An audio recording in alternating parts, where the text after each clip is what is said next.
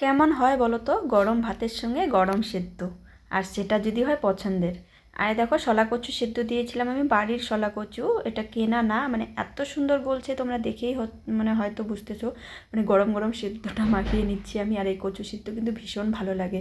তো আমি শলা কচুর বটি করব দেখে নিয়ে আসছিলাম, কিন্তু আজকে আর করবো না, সময় নেই যেহেতু। আর এই দেখো, তো লাউটা অনেকটাই বড় ছিল, তার জন্য 2 দিনের আমাদের হয়ে গেছে। তো কালকে খেয়েছি, আজকেও যেটুকু বাকি ছিল সেই লাউটু আমি রান্না করেছি।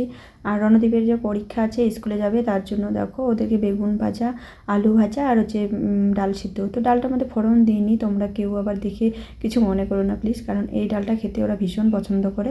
এদিকে দেখো আমি নিয়ে যাব না, রাজদীপ নিয়ে যাবে, যেহেতু এই ধানগুলোকে নাড়তে হবে। আর রোদের তেজ না হলেও পায়ে পায়ে না নাড়লে কী হবে তো চাল ভেঙে যায়, আতপ চাল যেহেতু। আর আমাদের মহারানী দেখো তো শুয়ে আছে, ও আমার কাজ দেখতেছে, এরপরে হয়তো আমাকে হেল্প করে দিবে।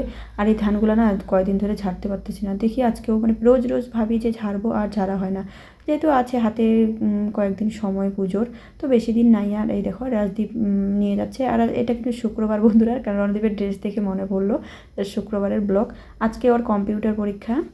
আর এদিকে দেখো রাস্তা দিয়ে যেতে বলছে, এখন কিন্তু মাঠে আমাদের জল শুকিয়ে গেছে, তো মাঠ দিয়ে যাওয়া যায়।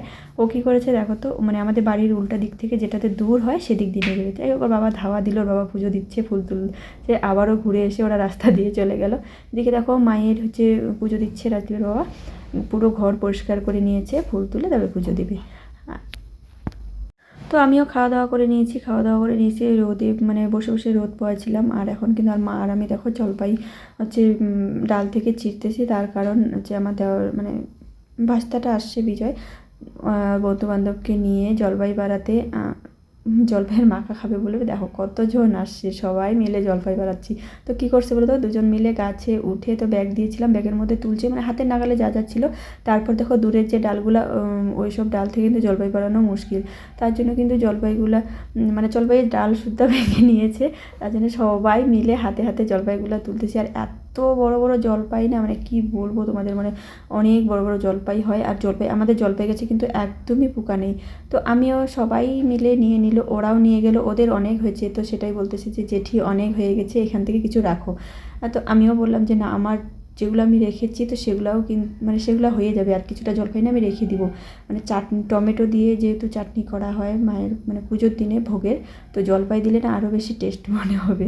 তো তার জন্য আমি কয়েকটা জলপাই রেখে দিব যাতে পাকে। জলপাইগুলো যেহেতু এখন মানে পুরো বাড়তি হয়ে গেছে, কয়েকদিন রেখে দিলে কিন্তু পেকে যাবে।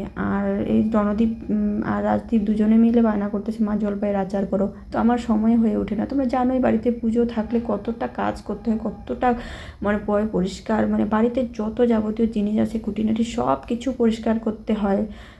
মানে এতটা পুজোর আগে কাজ থাকে, বা পুজোর পরেও 2 দিন মানে কাজ থাকেই আর কি। তো যাই হোক, দেখি জলপাই তো বাড়ানো আছে, আর 2-3 দিনের মধ্যে যদি জলপাইগুলো আচার না বানা যায় তাহলে কিন্তু নরম হয়ে যায়, পেকে মানে জলপাইগুলো একদম নরম হয়ে পাকতে শুরু করে। যেহেতু এখন আমার হাতে একটু সময় আছে, রণদীপকে আনতে যাব, আমিই যাব, তো টাইম আছে, 1:30টার দিকে পরীক্ষা হচ্ছে, 1:30টার দিকে ছুটি হবে। তো হাতে যেহেতু একটু সময় আছে, এখন 12টার মতো বাজে, তো পিঁড়ি আর বটি নিয়ে আমি চলে আসলাম নারিকেলের শলা বার করব, তারপরে কিন্তু রণদীপকে আনতে যাব। তো চলো তোমরা সাথে থাকো, দেখতে থাকো। তো স্কুল থেকে রণদীপকে নিয়ে আসলাম, আর রণদীপ আমি রাজদীপ খেয়ে নিলাম ভাত, দুপুরের খাবার। আর রাজদীপ এখনও বাড়িতে আসেনি। আর এদিকে দেখো ছায়া পড়ে গেছে, ধানগুলাকে ডেকে রাখবো এবার। দেখো এই ধানগুলোতে আগেই ছায়া পড়ছে, ওগুলাতেও কিন্তু ছায়া পড়ছে। তো চলো দেখি, যদি সময় পাই আগে নারিকেলের শলাগুলা বার করি আমি।